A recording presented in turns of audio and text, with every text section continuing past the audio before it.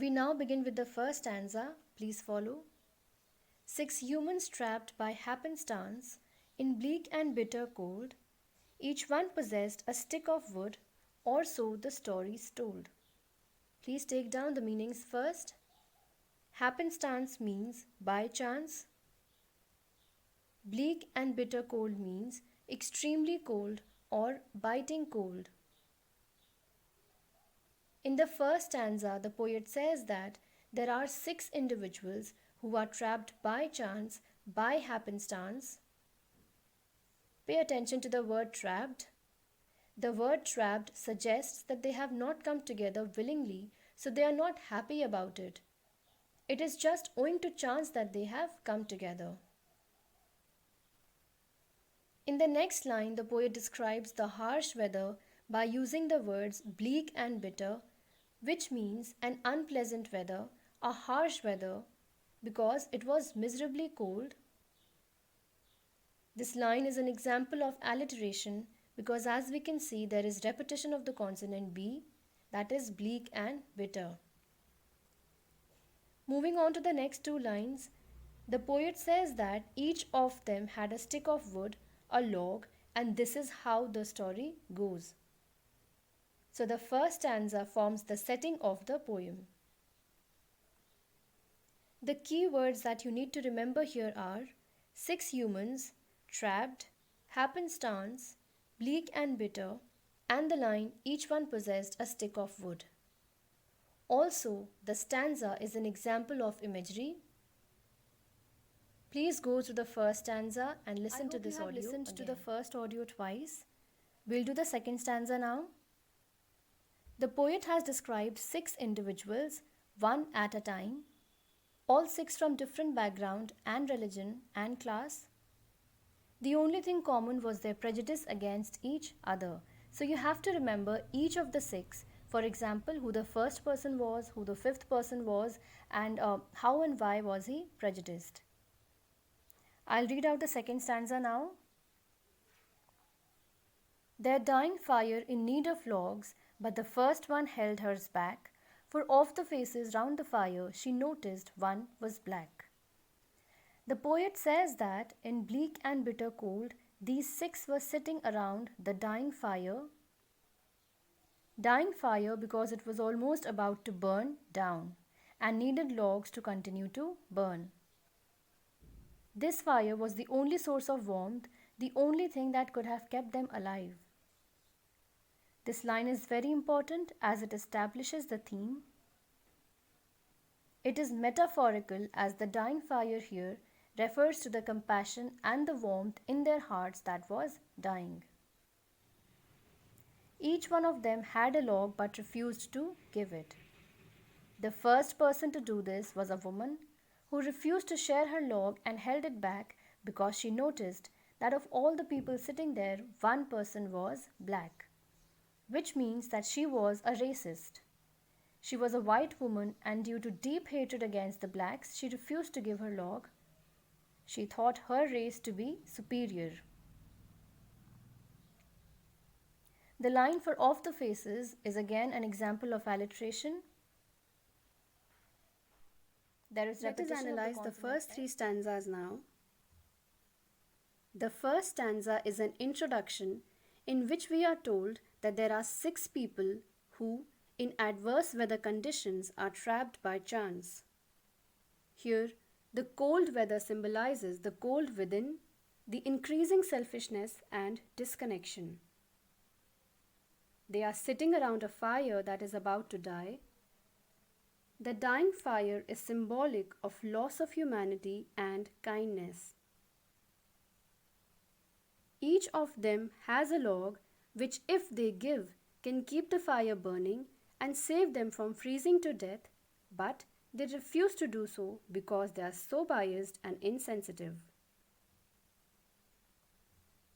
The piece of log symbolizes all that people have, their wealth or valuables, which they do not share due to intense dislike and animosity.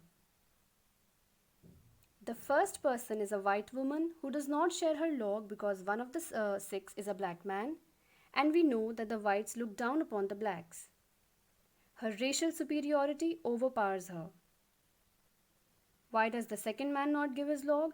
Because he did not believe in equality of all religions. He saw that there was one person from a different religion, so why should he be helping him? Every character is symbolic of a social evil and how people become its victim. If we spread hatred, we ourselves will not be able to live peacefully. We have to come together as one. If we harm others, we too will be harmed. So we have done 3 characters today. Please learn about them thoroughly. Stanza.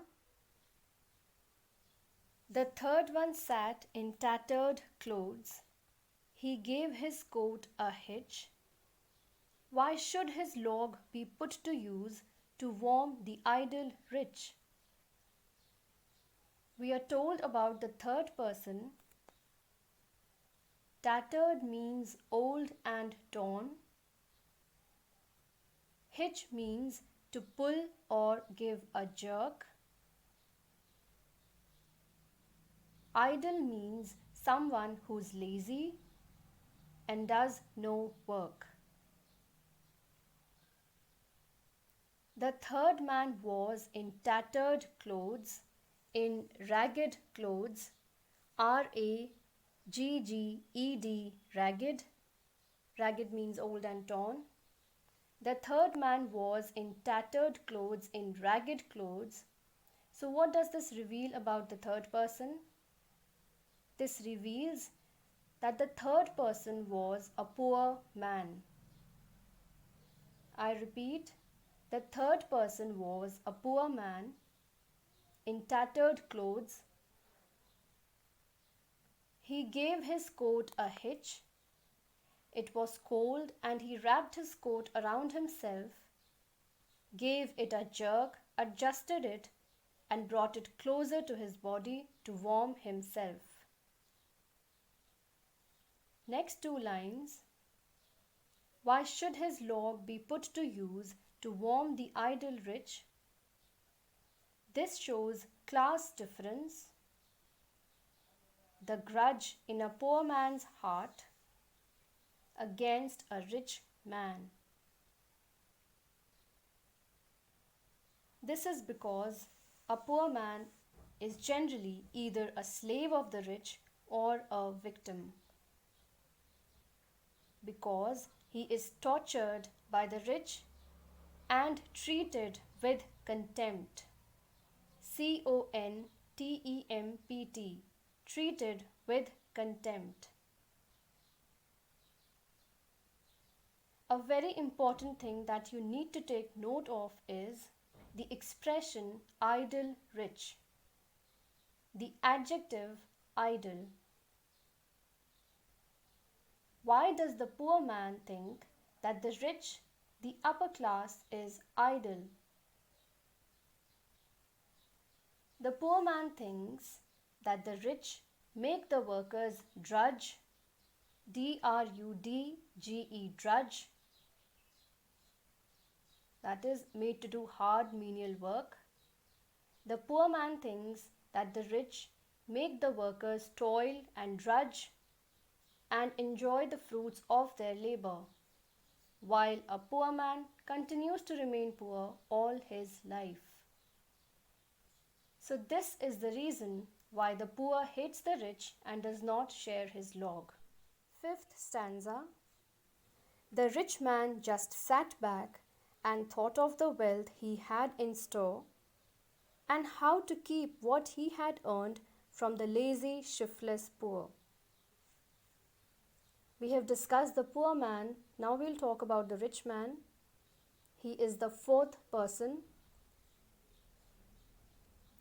The poor man in the previous paragraph did not give his log because he disliked the rich. The rich, on the other hand, sat back and thought about his wealth and all that he had in store. This thought was followed by a concern. The concern was how he should keep all his wealth, all that he had earned, safe from the poor. In the beginning, I had told that the logs symbolize the wealth and the resources people have, and how they hide because of greed and selfishness and refrain from sharing it with the poor. This is why the rich man thought of not sharing his log with the poor. Now that we are talking of class difference, we do know that the rich regard the poor as worthless. The rich is disrespectful and despise the poor. DESPISE. Despise the poor. Again, here we need to keep in mind that the poor have been called lazy and shiftless.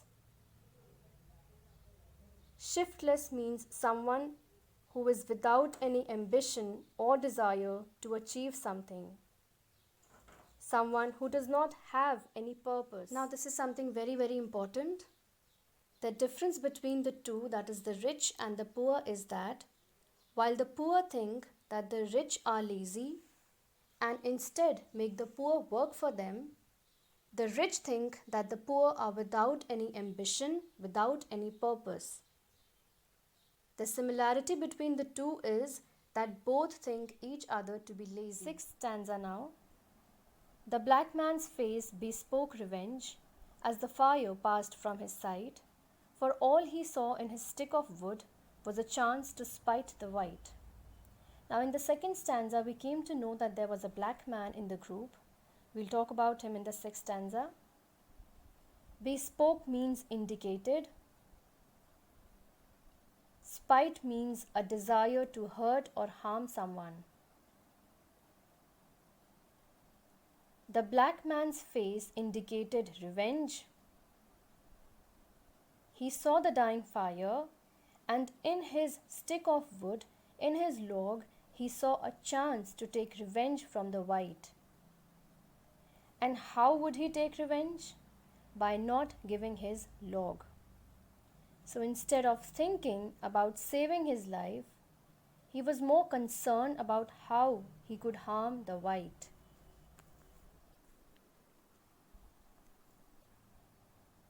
Next stanza. The last man of this forlorn group did not accept for gain, giving only to those who gave was how he played the game. Forlorn means dejected, DEJECTED, dejected. Not means nothing. The last man, that is the sixth man of this forlorn group, of this dejected group, was very calculative, a very selfish man. He did nothing except for gain. He did nothing except for what would benefit him. He believed in giving only to those who would give him in return. This was his perspective. This was how he played the game of defeating his rivals, the game of winning by not giving others, by not incurring loss on his own self. Here, forlorn group is an example of oxymoron. Oxymoron is a figure of speech in which two words with contrary meaning are put together. Forlorn means dejected and lonely. The poet calls it a forlorn group. Though it was a group, all of them were lonely, dispirited, and unhappy. Last stanza. Their logs held tight in death's still hands was proof of human sin. They did not die from the cold without, they died from the cold within. In the last stanza, death has been personified.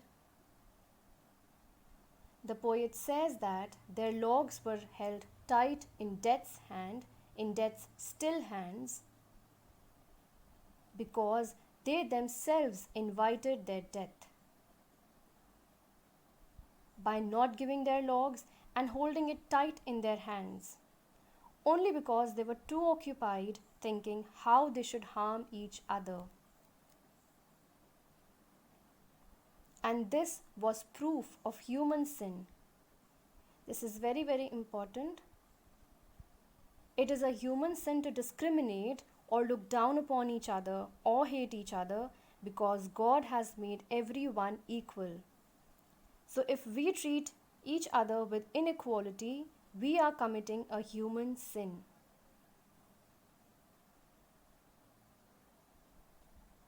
They did not share the log, and as a result, the fire died, and so did they. They froze to death. But it will not be wrong to say that they did not die from the cold without, that is, the cold weather, but they died because of the cold within, the cold that was inside their hearts. They became responsible for their own death.